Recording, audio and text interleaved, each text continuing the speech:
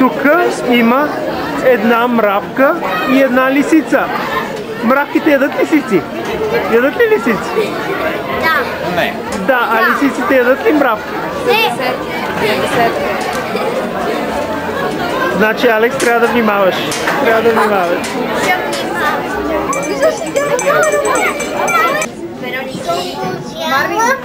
Марвин. До къпата мокра перутка.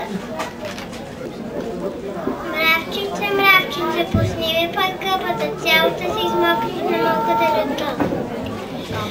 Да, ама виж, че и за мен няма място, къде да те пусна? Нищо, за някак си ще се сместим. Хайде, ела!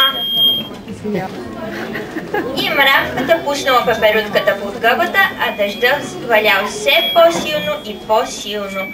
Дотичала мишката.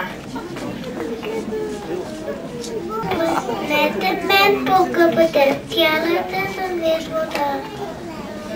Да, ама виж, че и за нас няма място. Къде да те пуснем? Посместете се малко. Хайде, ела!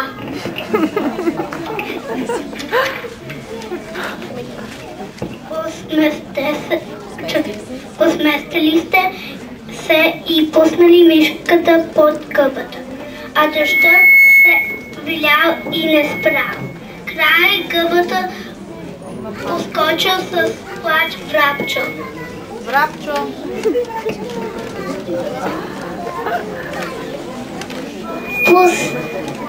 Пуснете. Марвин, намокриха ми. Намокриха ми се кълцата, умориха ми се кълцата. Пуснете ме под гъбата да си суша, да си почина и да изчакам дъжда. Да, ама виж, че и за нас няма място. Къде да те пуснем? Поместете се малко, моля ви. Хайде, ела!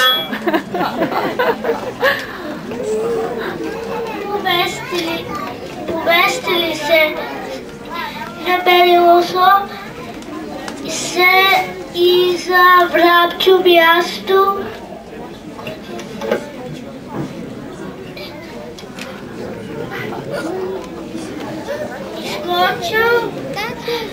Изкочил на полянката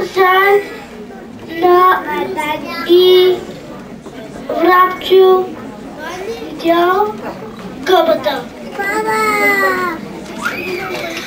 Скрийте ме, спасете ме, лисицата ми гони.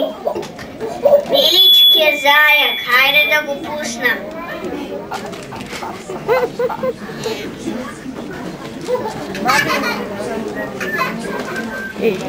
Едва скрили зайка, дотътрила се кума Лиса. Да сте видяли зайка? Не сме го виждали. Да не би да се крие тук. Не, как вижте, за нас няма място.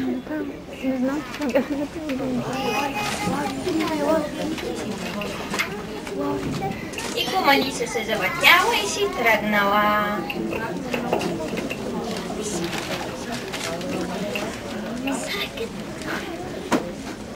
А по това време дъждът спрял и грейнало слънцето. Всички радостно изскочили изпод гъбата, мравката се замислила и казала: Как стана така?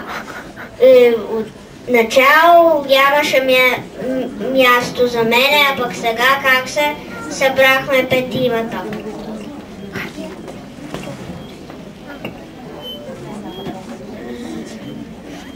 Всички ме погледнаха и се сетиха защо отначало беше тясно за един,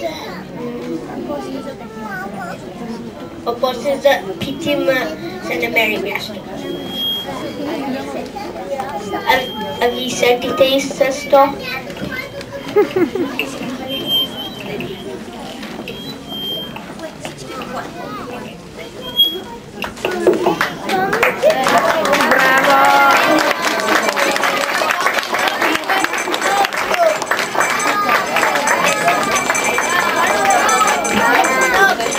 Нека благодарим благодарим на първи клас и на Румяна и Ива, които подготвиха сценката. Това е на първи А клас.